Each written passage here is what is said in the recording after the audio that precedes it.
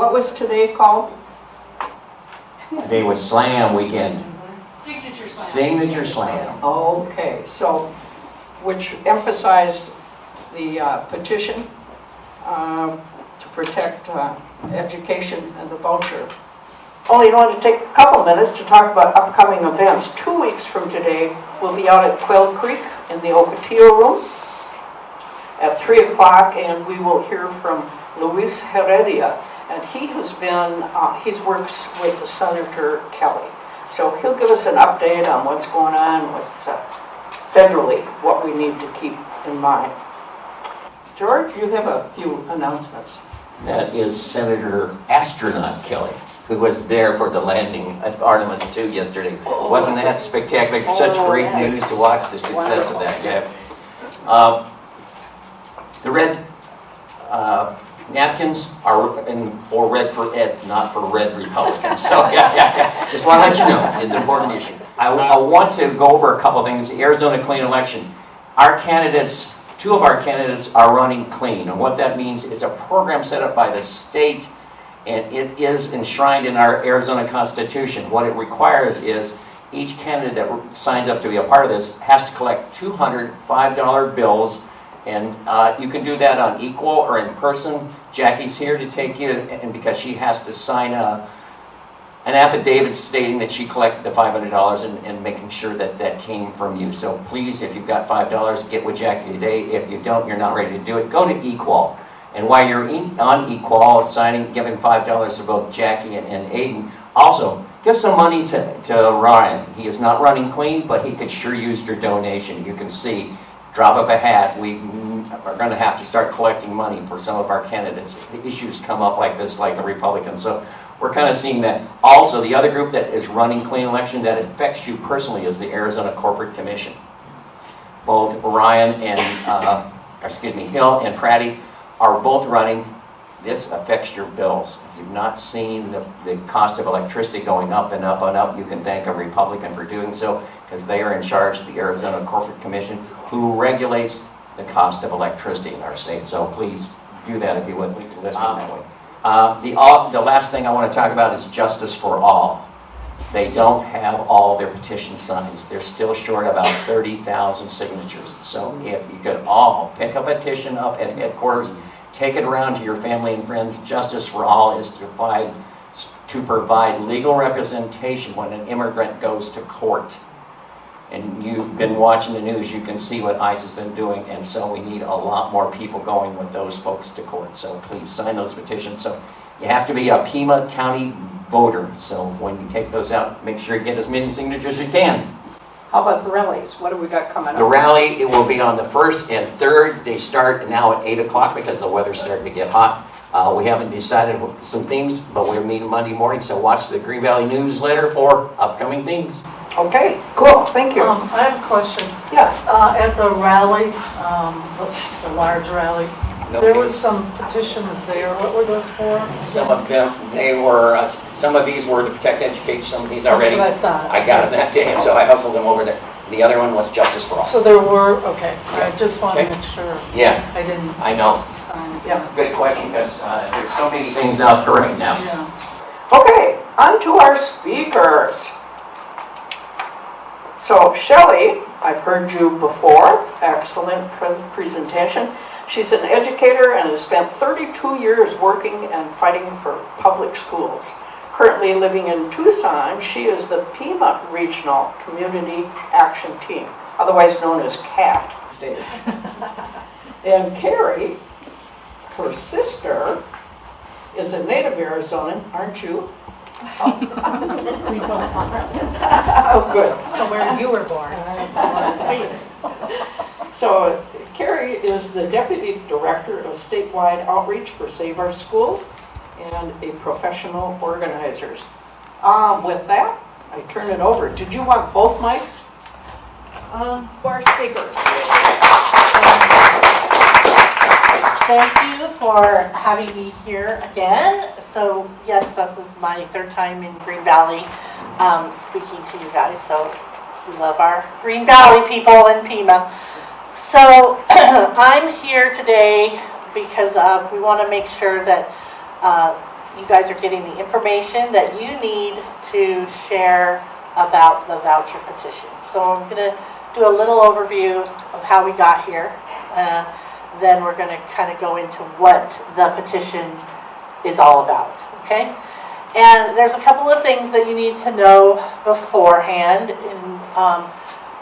George was talking about, disruptors, and we do have some organizations that are organized that are disrupting, and they go by decline to sign, and then there's ESA Empowerment Group, and that's what they do, is just disrupt. So they go and find out where we're going to be, and then they go, don't sign, and they do all that. There's also a fake petition that is going around, and that petition was funded by Betsy DeVos, and they are purporting that they also are putting protections on vouchers, but that they're going to save public education, and we're not, that we're going to hurt it. And so the fake petition, when we call it a fake petition, it's a real petition. So, but we don't think it's going to get very far because it didn't go through all the protocols that a petition needs to go through. So they are carrying it, and the people who are carrying it are paid circulators, and they are out there. And in Tucson, they're everywhere because my circulators are calling me all the time and telling me, I thought three were in the, this one story that this is what they're doing. So one of my ladies was going to the store, and a petitioner approached her, and he had 2 petitions in his hand, and he said, hey, do you want to sign to put protections on vouchers? And she is a hub captain, so she's very well versed in this, and she said, well, is this the real petition or is it the fake petition? And he goes, oh, I have both right here. You can sign both of them. It doesn't matter. And she said, how can you carry opposing petitions? And he's like, I don't know. I just do what I'm told. And she's like, you're not allowed to carry both petitions. And they're not allowed to carry both petitions. And so when we hear stories like that, then I report it to our powers that be, so that they can send it off to the lawyer. So we want to continue to, encounter them, and most of them don't know. You can tell the difference of the people because we also have paid circulators because we had a short window to get a lot of signatures, so we had to pay. Our paid circulators have green lanyards, and it'll say clearly field works on it. And eventually they're going to have yellow shirts, and they should have stickers and stuff that will say, did you sign the petition? And they're a little more well-versed in what the petition is about. So if you're approached and they're like, I don't know, it's about this, I don't know, then that's probably a fake one. What I've been telling my circulators to tell people, the easiest way to tell is that on the petition itself, at the very, very bottom, there's a tiny little number on the right-hand side at the very bottom. And that number starts with I-09. And that's the real petition. And if you look at the number on the fake one, it says I-10. And that tells you that that's not real. So ours says I-09, and theirs is I-10. So that's the easiest way to tell. But you guys have all signed the petition, so you don't need to worry. You don't need to sign anymore. But what is their petition is to protect the vouchers and continue with not Their having... petition is to disrupt our petition. That is Just the strictly? purpose. I mean, so it really is... Okay, can I just? Sure. Yeah, I Okay, guess so I'm a little our confused. petition, so the Protect Education petition, it says right here in the top language is voucher reform. That's like the main thing for our Protect Ed is voucher reform. Theirs will say school choice. I know that's hard to believe. But, so theirs don't say anything about vouchers, because they don't even, like, that's just not their thing. So that's like the main distinguisher. And like Shelley said, like, 09 means we filed ours, and then 10 means that they filed right after us. So basically, they're just trying to, like Shelley said, disrupt. I don't think we're going to see a whole lot down here, but we just want to make sure that you all, if you're circulating, have the information that you need to be successful and to know what to look for. And if somebody says, I already signed, and you might want to say, did you sign the real one, or did you sign? And Or just like, where did you sign it? At the Green Valley Democratic office? Yeah. No, somewhere, whatever, you just be like, well, you might have signed the wrong one. And then they can sign again. They can sign And this we one. encourage them to sign again. Okay. Okay? So we can sign more than once. Yeah. Okay. So that's kind of, and Carrie's going to talk to you a little bit about how else to do it. She's better than I am. All right, switch it up. All right, so how did we get here? $1 billion of our state taxes are going to vouchers. And that's coming not out of education, out of the state budget. So public safety, transportation, all those budgets are being affected by this voucher program. And there is no accountability. And every time I talk about this, about the no accountability, people are just like, they can't believe that a government thing would have no accountability, but there literally is no accountability. So if I am an ESA parent, I apply to have the money. The money is given to me and put in an account, okay? It doesn't go to the store where you're going to buy stuff for. It doesn't go to the private school. It goes to me. So I get the money, okay? And if I'm a homeschool parent or any parent, I can get $2,000 and I don't have to have any reason for spending that money. I can just spend it on whatever I want. I don't have to file a paper. I don't have to do anything. Okay, because they were getting so backed up that Tom Horn was like, you know what? We're just going to let you have $2,000 and do whatever you need to do with it. Okay, so that's number one on no accountability. And then number two, if you have over that, you do have to file and say, here's what I want to buy and everything. But you can buy it first before it gets approved. So then it goes through and it takes a really long time to get approved, and by the time it's approved, they're like, oh, you weren't allowed to do that. They're like, oh, I didn't know, and no accountability. So all this money is just no accountability. We have no idea where it's going. And down in Phoenix, one of the news stations down there sued the Department of Ed to get, they wanted to see where all the money was going, what they were buying, and Tom Horn blocked it. Why? Why would you block it, But he blocked it, but they finally got it, and it's starting to come out, and we've seen all kinds of misuse and all of that. So that's what's happening. The other thing about the no accountability piece that's really important if you're talking to somebody about this is that it's in this account, okay? Nobody ever checks the account. Except for you. You're in charge of the account. So I don't necessarily have to spend it. I can keep it, okay, in this account. And if I have a private school child that I put in kindergarten, and then next year I get money again, now I have $14,000. And then when they're in second grade, now I have $21,000. So I'm just accumulating my money here because I can afford to put my child in private school without ESA. But I'm taking the ESA money. So there's currently $440 million sitting in accounts right now. Wait a minute. The school year is almost over. How is that possible? Shouldn't they have already bought everything for the schools? Correct, they should have, but they're not. $440 million sitting unused right now. $10 million of that is with accounts that are inactive. The people are off ESA and the accounts are inactive. there's no mechanism to pull that money back. They can keep it in there as long as they want. Okay? So those are some of the things that's going on with the voucher. There's no safety standards. There's no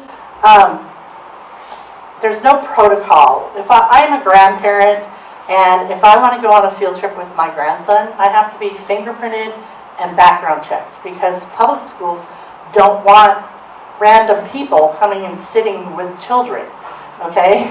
Even if they are the grandma, all right? And so in private schools, they don't have that safety measure. They don't have that. So that's another thing that this petition is going to address because we want to make sure our kids are safe, okay? All right, you could go ahead and there. So we love this visual because it shows you that vouchers started in 2002. That's the furthest one over there. And they were originally started for special needs kids and military families and homeless and foster children so that they could have smooth transitions between them. And the money was about $200,000. And I was in education and I was a principal and I used to have to use voucher money because my school would not be able to accommodate certain children that had major disabilities and they needed to go to special schools or they needed special services and so we used voucher money, but it was really hard to get them in there. It took a long time to get there. So there was a lot of oversight into how that money was being used. Okay, so that was deliberate because the Republicans have been wanting to privatize education for as long as we know since desegregation. Okay, because they didn't like desegregation, and so they want to privatize it so that they can have their own little people over here and everybody else can just fend for themselves. We don't need to worry about them. So Arizona, we're the only people who have the voucher program right now, and we were the training ground. We continue to be the model for the Republicans. Just universal, we're the only one. Universal. Well, I mean, there's other vouchers, but we're the only one that does universal. Is it possible to move the, So possible. I saw it was on wheels, so I figured it'd be easy. Yeah. So we just wanted you to see how drastically the money has, when in 2017 was when everybody said, we're going to make this universal. And Save Our Schools was founded by 6 teachers and parents who said, we don't want that. So they formed Save Our Schools and they put an initiative like we're doing now to vote against vouchers. And it got on the ballot and 65% of Arizona voters said, we don't want vouchers either.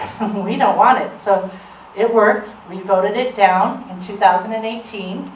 And then when Doug Ducey came in and our Republican legislature came in, they just put it into law and Doug Ducey signed it. And that's how we got universal vouchers. Against the will of the people, because the people said no. Okay? And now we're here. And you can see after 2022 how fast the money went, okay? When we were using it for special needs and what it was designed for, it wasn't a drain on our public schools. And now currently we're at $1 billion. Okay, so I kind of talked about this and how we got here, the 2018, 2022. And the one thing that we love to say at Save Our Schools is that we wouldn't have to be here running this petition around because our legislatures have the power to put protocols and put restrictions on the vouchers. They just choose not to. The Democrats in the legislature are always putting forth bills to put restrictions on it, but they never get heard, they never get seen, they never get anything. They're just move on, okay? And so they could easily do this, but they're not, so that's why we're doing this citizens initiative. All right, so we want to add new safety measures, okay? Staff doesn't have to be credentialed certified in private schools. They do have to be in public schools. So we want to add that in there. We definitely have to work on the waste, fraud, and abuse. That is rampant, and sometimes I get like disgusted. When I'm telling people these stories, I just am like, I can't believe I'm sitting here telling you that our taxpayer money is going to, 75% of the people who use ESA vouchers are private school families who never had their child in a private school. In a public school. They were never in a public school. They could always afford a private school. And now we are subsidizing them to go to private school. Okay? And it just disgusts me because, I am a proud public school advocate. I have been for a long time. I have seen what public schools do for our families, for communities, and for children. They do a lot, okay? And I actually have lived through a school closure, a school that had been in the district, in the community for over 75 years. And the community relied on that school for a lot of things, like food, because it was for lower income students, breakfast and lunch. Even during the summer, my kids would come in. Their families could come in and eat, I had a clinic in my school where a nurse practitioner would come 2 times a week. She could be there to give prescriptions and to give them their immunizations. Do that. I had social workers who could go out into the community. I had safety officers who would go get the kids that weren't coming to school. I had all that stuff going in that community, and they shut my school down. And all that was lost after 80 years of this school being there. And so it's devastating to a community, and that's what's happening now. Okay, and it started in Phoenix, and currently Flowing Wells is going to be shutting 4 schools down, and the talks in Tucson Unified are starting. So that means they're going to be shutting down. Go ahead. I was just wondering, what was their rationale? Money. With that? We can't afford it. My school was small, and so it was like there were 600 kids, so they were like, we can't afford to run 18 schools. This was Glendale Elementary School District. We had 18 schools.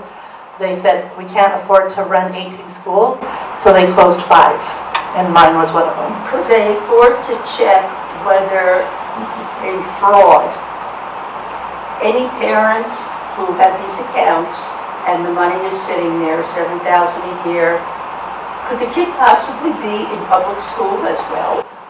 That's a great question. I don't think so, because public schools know who are getting ESA vouchers, and they can't go into public schools. So there's a list for the public schools to Yes, check against yes. the list. Yes. So Okay. they wouldn't be able to do that. But that falls under public schools' responsibility as opposed to the people getting the money. Always. Public schools have to do everything in this world. Okay. Yeah, so we're gonna, one thing that's really important, and this is one of the things that the empowerment, ESA empowerment groups talk about, is they say, my child has disabilities, and this group is taking away all of our ESA money. Shall we? Yeah. Can we go back to the slide? I didn't know you guys advanced. That last one, you gotta hit that one.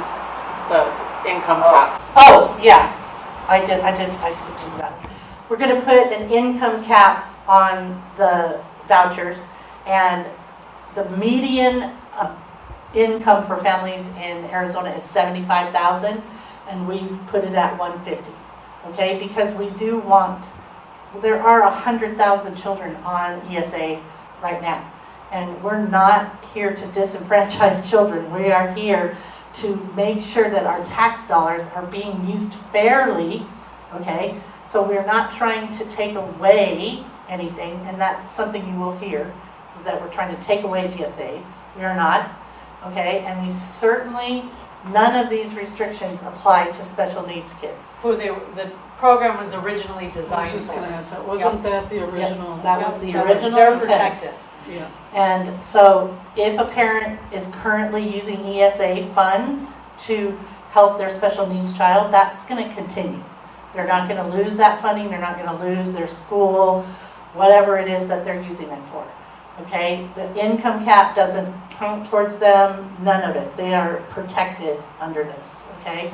That's really important because that's the biggest one that they come out and it's going to make sure that the funds that are unused right now get put back at the end of the year, okay? So that $440 million would be out of your account and back into public schools, okay?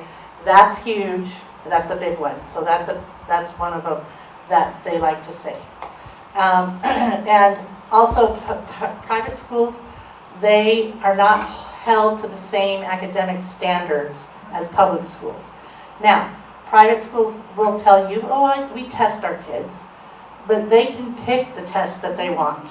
Okay, they can pick any test they want. Arizona has a very rigid public school test that the kids have to take that's very hard. So there's no way that we can say, well, the private schools are doing much better than the public schools. It's like apples and oranges. We don't know. So if a private school is going to take ESA voucher money, then they're going to be held to the same academic standards as public schools. That's something that we're putting in there as well. Okay? Yes? This is back on the financials. Do you have any data on the income level of the people who are currently getting? It's a good question, and I keep forgetting, because I keep getting that question, I keep forgetting to research it, but somewhere in my old brain, I think I heard the people who are very knowledgeable about this because they spend their whole day in this voucher, only 5% of Arizona families make more than $150,000. That are utilizing the ESA program.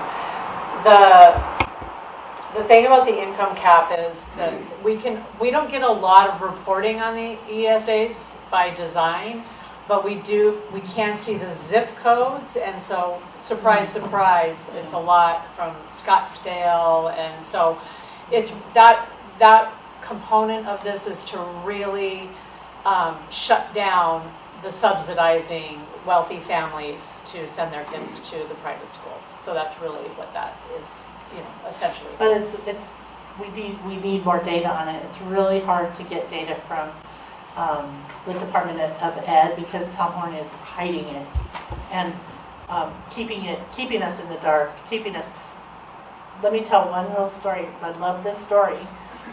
This is from one of the news channels was interviewing the person who is in charge of the accountability piece. Like, he's in charge of checking that waste, fraud, and abuse. Okay, that's his job.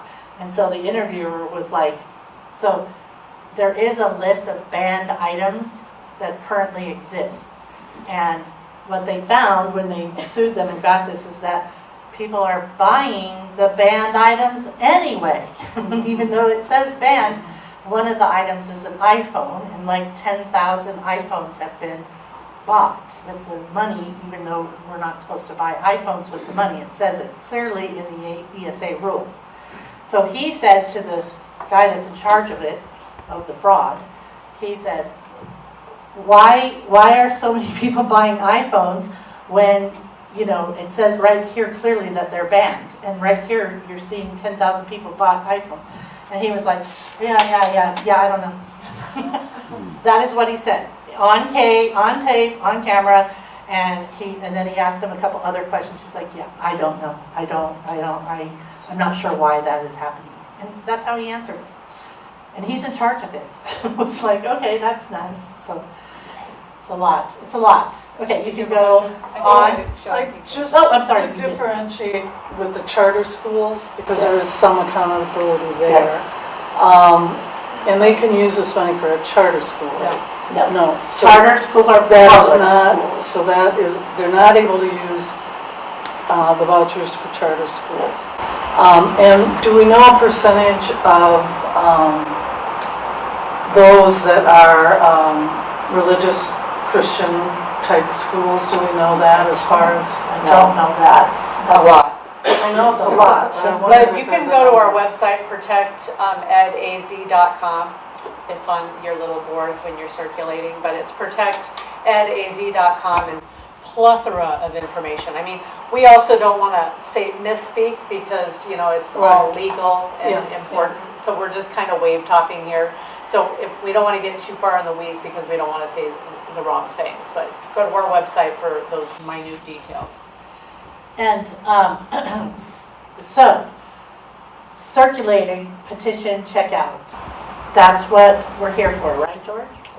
So if you want a petition, then George has many petitions that he can check out to you. And you go through a little, you put a QR code, you go through a little form, and at the end of the form, it'll ask you to watch a video before you circulate. Okay, and we're just asking everybody to do that just so you make sure we're getting the signatures correct and all of that. Now, you can watch it right then and there. We actually have the video. Oh, we're showing video. Right. Oh, you guys are going to be Second. circulators. Right. I did not know that. Yes, are you ready? Coming right now. Oh, wait, it's not on there. Oh, it's not? Oh, shoot, I must have forgotten. There was, Yeah, it is. Was it there? It is.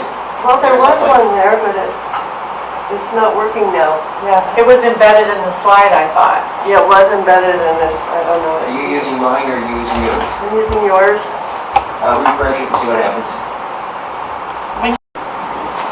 Come with me, George.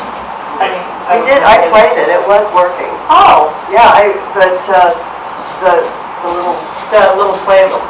I wonder if you Here. hit, wait. The circulator training. huh, Technology, I didn't see it embedded. Shelby, while they're doing that, where could we get a copy of the fake petition?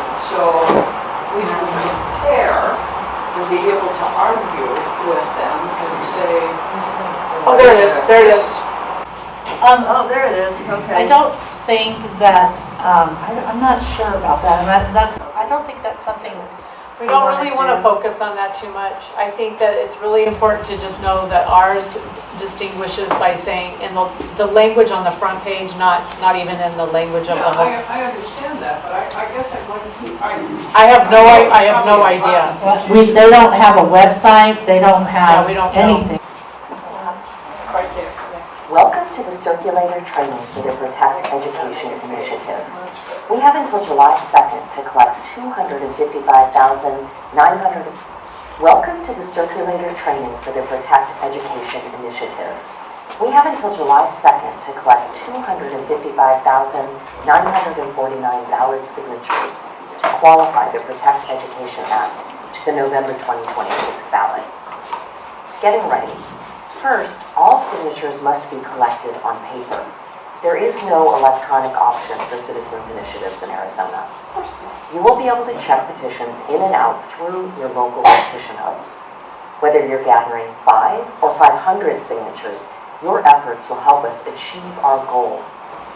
Arizona lawmakers have made it more difficult for citizens to exercise their constitutional right to place measures on the ballot. Together, we're going to learn how to gather valid signatures so that every signature you collect counts. Follow these 4 steps. Step 1. Anyone can circulate petitions in Arizona as long as they're qualified to register to vote in Arizona or would be qualified if they were an Arizona resident. You need to be a U.S. citizen, at least 18 years old, and you must be able to write and sign your name. You cannot be a convicted felon unless your rights have been restored.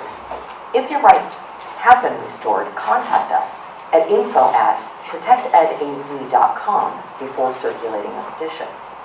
If you've had any fraud-related misdemeanor or any election-related penalty, please contact us before circulating a petition. If you're not a resident of Arizona, please contact us before circulating a petition. Step 2. Grab your legal-size clipboard, a blue or black pen, no Sharpies, colored pens or pencils allowed, and a petition. All signatures must be collected in person, and the petition circulator is required to personally witness each signer complete their information and their signature. Step 3. Immediately check the volunteer box in the top right corner of the petition, and also fill in both county blanks on the front of the petition sheet with the county in which your signers reside. This information must be filled in before gathering any signatures, or the signatures will not be valid. If you are being paid to gather signatures for any effort, please contact us as soon as possible for further instructions. Let me know if I want to get paid. Step 4. Make sure the petition signature page is securely stapled to the sheets containing the text and title of the initiative. These must stay attached at all times. If the petition is detached from the stapled sheets, none of the signatures on that page will count. An important note, do not complete anything on the back of the petition form at this time. That will be done in the presence of a notary. Here's how to get signatures. As a volunteer circulator, your goal is not just to get signatures, but to get valid signatures that count. Think neat and complete with every single signature. Only signatures of registered Arizona voters count toward the goal of 255,949 valid signatures needed. So be sure to ask each person you approach, are you a registered voter in Arizona? If someone wants to register to vote, they can do so and then sign, but it's critical that their voter registration is promptly turned in. Also, each petition sheet is limited to one county. All signers on that petition must be registered in the county listed on the front. Be sure to ask, are you registered to vote in Maricopa County? Or are you registered to vote in Pima County? And so on. If you're attending a large event, you should have multiple clipboards for various counties. For a signature to count, each line must be filled out neatly and completely only by the signer. No other individual can complete any portion of the signature line. The only exception is assisting a person who's incapable of signing or printing their own name and specifically requests assistance. Please carefully monitor to make sure your signers fill out each section completely. Missing or incomplete information like a city or a date is grounds for the rejection of a signature. Signers must provide their actual physical address. Signers with a P.O. box for an address will not count. If a signer does not have a street address, the signer may provide a description of the physical location of their residence. Signers must use a complete date, meaning month, date, and year. So a date that says 4/17, for example, may cause that signature to be rejected. Please pay close attention to the dates signers are placing on the petition sheets. Oftentimes, when one petition signer uses an incorrect date, others will follow. Be sure not to rush. Ask your signers to be neat and complete when they sign, and keep the majority of their signature within the box. Remind them to use their full legal signature that matches the signature they use on their voter registration or when obtaining their driver's license. Double check to make sure that each box is filled out completely. Show your signers that the zip code comes before the city and remind them not to abbreviate the city name like PHX. They must write out the complete city name. If information is entered in the wrong box or your signer makes a mistake, just ask them to draw a line through the incorrect line and start over on a new line.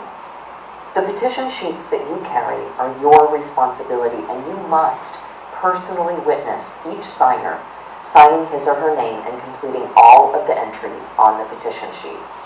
Do not leave petition sheets unaccompanied at any time or let others pass them around. Every signature is a potential vote. Be sure to thank signers for exercising their constitutional right to help put an initiative to protect education on the November 2026 ballot and to vote yes. Don't feel that you need to have every answer. If you're ever unsure, please refer your signers to the campaign's website, protectedaz.com. Ready to turn in your petitions? Where to get petitions notarized. A petition is a legal document. Signing and notarizing this form means that you are promising that each person signed in your presence And to the best of your knowledge, all of the information is correct and completed only by the signer. Do you have petition sheets with blank lines still available? You can still turn in petition sheets that aren't full or only have a few signatures, but once your petition is signed and notarized, you may not add new signatures. If a signature shows a date after it's notarized, the entire petition may be disqualified. To make sure all of your signatures count, you must complete the entire backside of your petition in the presence of a notary public, who will then notarize the form. Do not pre-fill or sign the back of the petition sheets in advance. Your local bank may notarize petitions for free. Call ahead to confirm, or you can use one of the many volunteer notaries in our network. Just ask your Petition Hub captain for notary help. Filling out the notary form. Here's the back of the petition. Make sure to clearly fill out all of the information, print your name and the county where you live, then sign here using your full legal name and the signature that matches your voter ID, and include your complete mailing address. P.O. boxes are not allowed. When you're done, the notary will notarize the document. Thank you for your commitment to helping our coalition protect education. You are a key part of the success of this effort. Please reach out to your Petition Hub captain with any questions. We are so grateful for your support, and we are here to help. For more information, you can always rewatch this video, go to protectedaz.com, or review the Arizona Secretary of State's Petition Circulator Training Guide. You can also reach out to us at info@protectedaz.com. Paid for by Protect Education, Accountability Now, not authorized by any candidate. Yes, the Green Valley Democrats is a public depot, and that is why opposition is coming out. And you're seeing that because it is public in our emails that we send out, not just what George sends out to you, but like public everywhere. So it's just really important. I'm going to run through some safety measures here in this next slide. And so if a person is if you're a circulator and a person is following you around in a public place as you're gathering signatures, they make you feel uncomfortable, politely ask them to stop following you. Know what your rights are. If someone is following or harassing you after you've asked them to stop, you may call the police. If you feel threatened, you may call the police and report it as harassment. Don't engage with them beyond that. We are not in the business of talking to these people at all. There is no common sense. All they want to do is bully us. And so this is what we're recommending that you do. Do not simply take a photo or video and send. So if you have the opportunity, George and Sandy, or anybody that's working the office, if someone is harassing you and they're doing it and they're talking to you, just pick your phone up. I mean, what did we learn from Minnesota, right? We have to document this because otherwise it's she said, he said, or whatever. So the more pictures that we can get, the more video, because the moment that you start videotaping them, they might just walk away because they're going to we have a record on them. So that is very important, and I have been asked as the depot coordinator to make sure that everybody that is working with George and the depot knows that we need documentation of harassment whenever possible. If a person approaches you and tries to take a picture of your petition, do not let them do that. Just tell the person firmly but politely that you do not want them to approach you. If you're tabling and your petition is there, just flip it over like this. Just make sure to be careful on your tables for any open drinks and spilling on your petition as well. So just ask them not to take any pictures, and always think, and we want you to be thinking that you're always being recorded. I know it sounds insane and nefarious, but these people they're crazy. So what they want is to catch us saying the wrong things. That's why Shelley and I are very careful about what we say in our trainings, and we want you to go where all the information is all written out, so that they don't get us on film saying the wrong thing, and then it dismantles the whole campaign. So this is a really high level, intense initiative, because we're talking about billions of dollars that people are stealing from Arizona taxpayers, and we're trying to put a stop to that, right? So this is, money and power, you will be messing with that, so we have to be as careful as we can. If protesters are nearby, please ignore them. Do not engage in any way. Answer questions as truthfully as you are able, and then just refer them to info@ for direct questions. That will send them to a person that usually just then sends it to me, which I find it funny.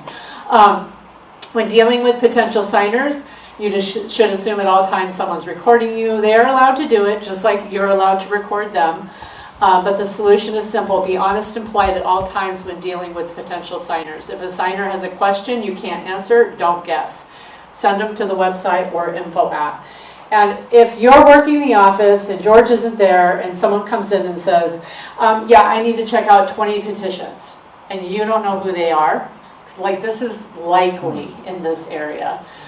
You can say, oh, I'm going to need your name and I need to see your ID, because for high level checkout of petitions, I have a list of people. Whether or not that is true, Shelley is to let George know if she has a hub captain that's going to come down to the office and do that. So that is true. But if you don't have a name and you're like feeling like this might be a bad actor, then ask for their identification. That right there should be like, I'm not showing you anything, And if they do, just be like, okay, great. I'm going to write your name down and we're going to be in touch with you. Do not check out those petitions, because what they want to do is check out all our petitions and then go throw them in the dumpster. So, you had a question? Yes, could you say the info@ what it says? It's info@protectedaz.com. So protectedaz.com. Oh, So that's just the email to and then using our website as the @. Harry, I have one question for you. If I get my work. On candidates petitions, we were able to sign our own petition. You're telling us not to sign our own petition, is that correct? That is correct. I have one here, I'll scratch it off. Okay. Also, like she was saying, if you get somebody that's in the office, have them sign in the office register. If they won't do that, then the next step is to check their ID. And then if it's really somebody you think is really interested, pick up the phone and call me. I'm 5 minutes away from the office. If I'm available, I'll come over and I'll do a double check. Yeah, and one or two petitions, and generally you all know who each other are. That's fine. It's just when they want to check out a lot, that's really suspicious. All petitions are in the petition box. The circulator sign out is there for one. Have them do the QR codes that are on here for now. It saves me from having to do it later. Yes, we have at the Green Valley Depot, we have a paper sign out, but what George is talking about is there's a QR code. It says check out a petition. So I'm Lisa Smith and I'm going to check this petition out. So I do the QR code and I just do it by myself. And that way your data goes into the system and then connects you with Shelley. And Shelley would be like, hey Lisa, how you doing on your collecting your signatures? Are you ready to turn it in? Can I help you with the notary? Whatever. So Shelley is the regional coordinator.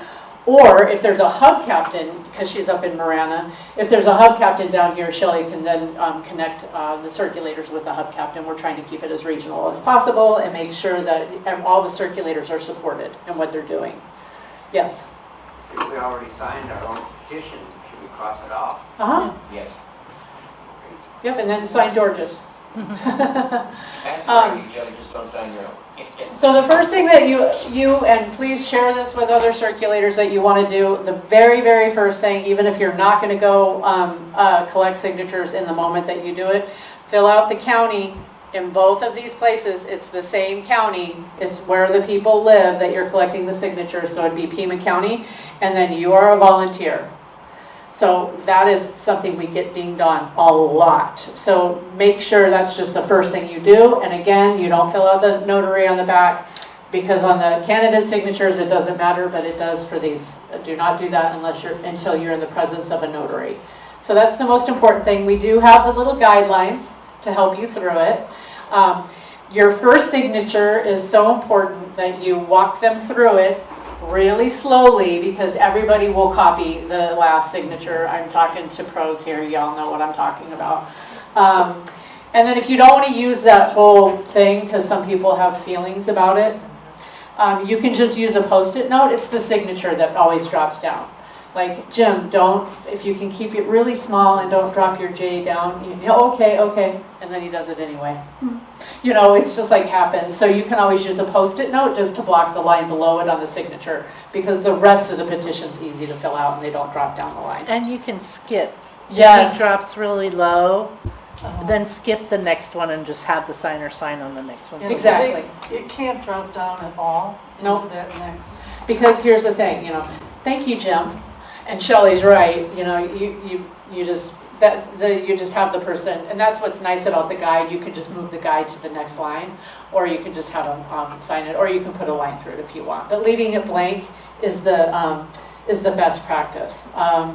Because what happens is Jim's drops down, and then Frank's intersects it, and it drops, both the signatures are thrown out, and and then it gets to be chaos. Everybody does it. So that's really the most important things, right, Shelley, is just that's the signing, and also the flipping of the city and the zip. They just do everything, and no P.O. boxes. Rural Arizona, they love their P.O. boxes. Congratulations, but you do live in a house, and we need that address. So, but they get really confused because the ballots go to their P.O. box. But even if it's like, state marker US 79, turn right here, that's what they write there. That's because that's how some people, obviously not Green Valley, but in Cochise County, we've got some people that live way out there. So. The other thing I come across frequently is ditto. There are no ditto box, so we need to Oh, fill yeah. all the way up.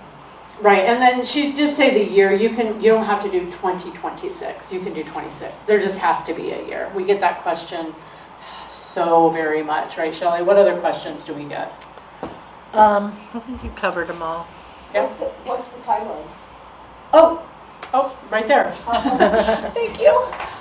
So you know how many we need to get? That's actually 400,000 because we need a buffer, because Jim, he went down the line and his was invalid. But our deadline is July 2nd, which really means, June 30th, because we have to get them and filed by July 2nd. And then the election date, as we all know, is November 3rd. We're going to vote yes on the Protect Education Act, is what it will be called, once we get our signatures turned in. And once we get the voucher reform passed, we're also, while we're doing all that hard work, we're also going to flip the state legislature, and we're going to continue. This is just the first step of many, many reforms that this needs. So thank you, everybody, and we can help you check out, unless you have any more questions. We did it in an hour. Thank you. Yep.